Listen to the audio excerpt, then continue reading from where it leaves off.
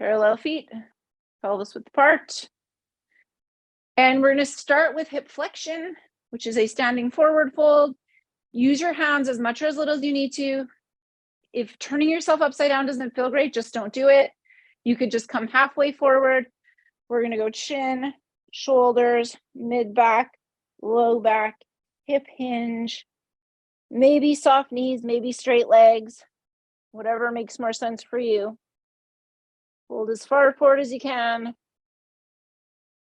Take your weight a little forward and a little back, as long as that doesn't make you feel dizzy, lightheaded, nauseous, as long as it doesn't make you lose your balance. Could you shift your weight a little left and right?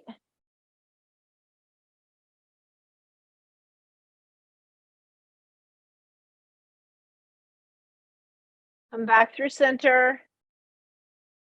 Roll yourself all the way up into standing. Now move your feet wider than your shoulders. And then we're going into the slide and glide. So a little side to side. And the slide and glide is abduction and adduction of the hip.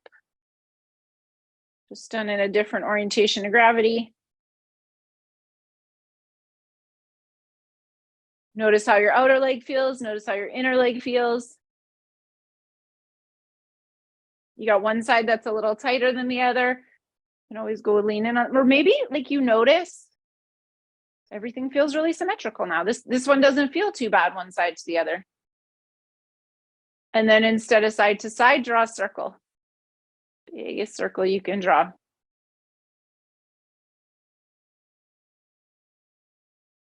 Go one way, and then the other way. And then come back through center. Step your feet parallel. Shift your weight right and put your left foot in front of your right foot. So inline standing. So we narrowed your base of support. And then see if you can relax your arms. And then we're going to add a little muscle contraction. You're going to tense your bum, relax. Tense your bum, relax. 3, 4, 5, 6, 7, 8, 9, 10, 11, 12, 13, 14, 15, 16, 17, 18, 19, 20. Step back to parallel. Step your right foot in front of your left. One of the reasons why inline standing is so great is because it's one hip in extension and one hip in flexion. And it's exactly what your hips need to be able to do in order for you to walk around. So it's handy in terms of practicing your balance here. Again, you are going to contract your glutes and relax. Contract, relax. 3, 4, 5, 6, 7, 8, 9, 10, 11, 12, 13, 14, 15, 16, 17, 18, 19, 20. Step back to parallel. Now I want you to set yourself some targets. So if you have enough blocks, you could use your blocks. We often do this balance exercise where you pretend you're standing in the middle of a clock. But I want you to have something to aim for. So you need 4 things. 1 at midnight, 1 at 6, 1 at 3, and 1 at 9. And it doesn't have to be blocks, like whatever you got. Put your cup of coffee down on the floor. And then try and stand right in the middle of your things, roughly.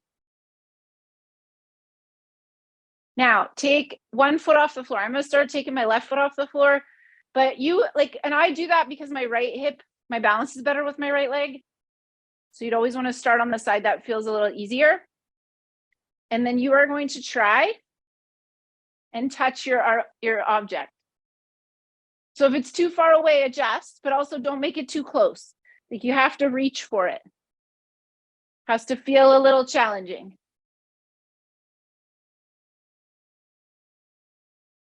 And the one that's on the opposite side, you have to kind of turn and reach. So what's interesting about this, and keep going, keep trying with that same leg, is it's using your hip in all the ranges of motion that you need.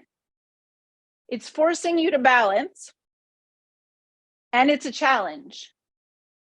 Like, you might fall out of it, and then you have to recover. Do 3 times on one side, because then by the 3rd time, you might kind of have the hang of it. And it's interesting how warm you get doing this one. Like, it is definitely a whole body exercise. Okay, when you've done 3 times on the one side, pause, close your eyes, notice all the great circulation in the hip that you were standing on. And then, of course, we're going to switch. So you're going to take your other foot off.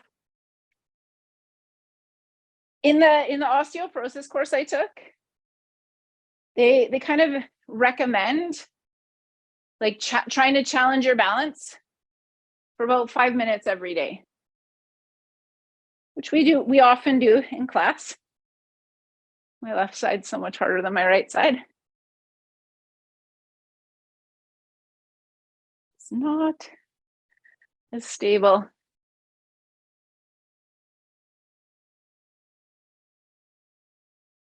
Make sure you're breathing. Try not to hold your breath. We're doing about 3 times around the clock.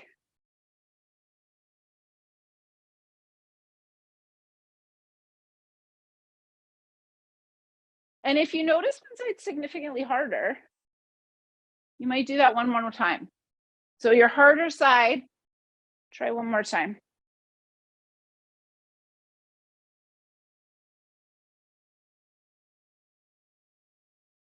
So hard. Okay, again, just stand. If you're not lightheaded, close your eyes. Hopefully you notice you're breathing a little deeper. Maybe you can notice your heart's beating a little bit more. Once you've got that calm down, we're going back into our forward fold. So you're going to go chin, shoulders, mid back, low back, hip hinge. Notice if you're more flexible.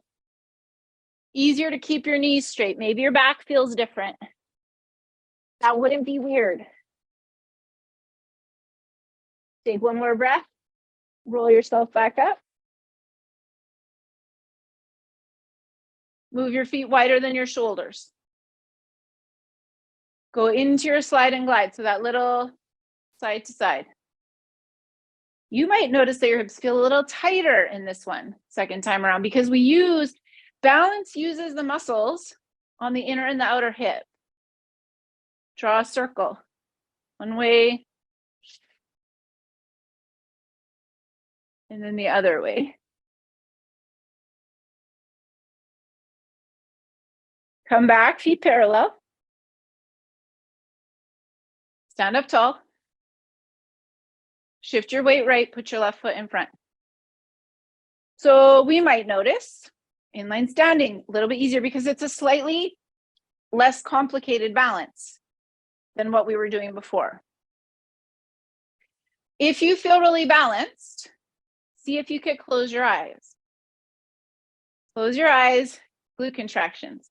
1, oh, that's hard, 2, 3, 4, 5, 6, 7, 8, 9, 10, 11, 12, 13, 14, 15, 16, 17, 18, 19, 20. Step back to parallel. Take a breath. Other side. Go right foot in front of left. Again, notice maybe my balance is getting better because practice does make things better, not always. If you got your balance, go ahead, close your eyes. Glutes on, glutes off, glutes on, glutes off. 3, 4, 5, 6, 7, 8, 9, 10, 11, 12, 13, 14, 15, 16, 17, 18, 19, 20. Open your eyes. Step back to parallel. And of course, we are going to repeat the clock balance one more time. So take one foot off. So this is obviously good for your balance, good for your hips. It's also good if you have plantar fasciitis. So if you have sole of the foot pain, this can be helpful too. So you're just reaching, maybe second time around your targets. Feel a little bit closer. Maybe they feel farther away. Again, you're going 3 times around. First side.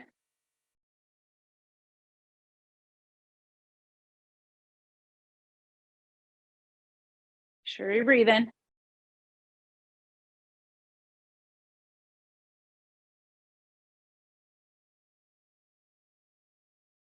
Do you get 3 times around the first side? Pause for a moment. Again, notice all that great circulation. 3 times around second side. I have to use my tongue on my left side.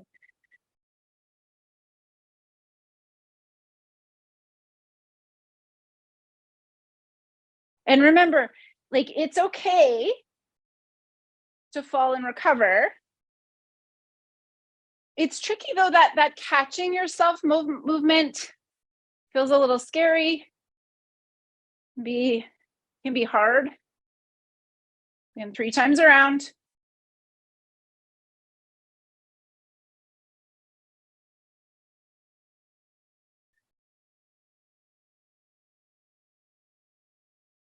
And then just come back to standing. If you're not lightheaded, close your eyes. Notice. Last time, little forward fold. You are more than welcome to leave it out. You're going chin, shoulders, mid back, low back, hip hinge. Notice if you can keep your knees a little straighter. You can fold a little bit more. Tuck your chin a little bit. Take one more breath here. Roll yourself all the way up. Last thing to come up is your head. Watch your circulation shift.